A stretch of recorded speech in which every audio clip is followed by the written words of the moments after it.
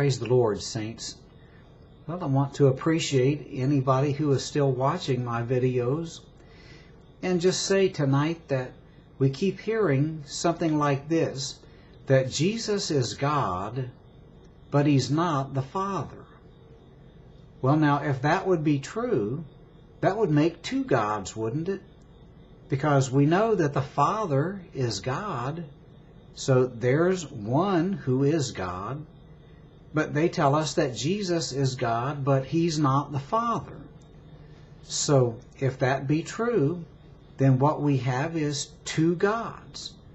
And of course we would classify that as, at the worst, tritheism, and at the best, I guess you could call it, twitheism. But what does the Bible actually say about who Jesus is, about His deity? Well, in Isaiah chapter 9 and verse 6, we can find the doctrine of Christ. And Isaiah tells us who the Christ is.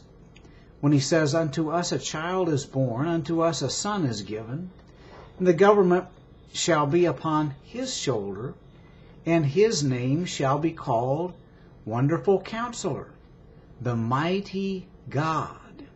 So we're talking here about Jesus, aren't we? Being the Son, the Christ, there in Isaiah 9:6. Well, if He is the Christ, if Jesus is the Christ, it says that His name shall be called Wonderful Counselor, the Mighty God.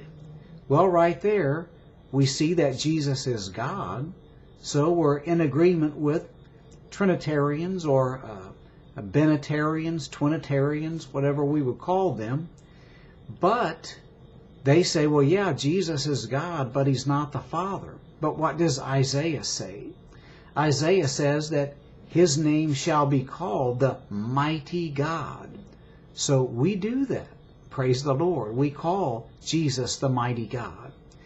And it says immediately after that in the same sentence, the Everlasting Father.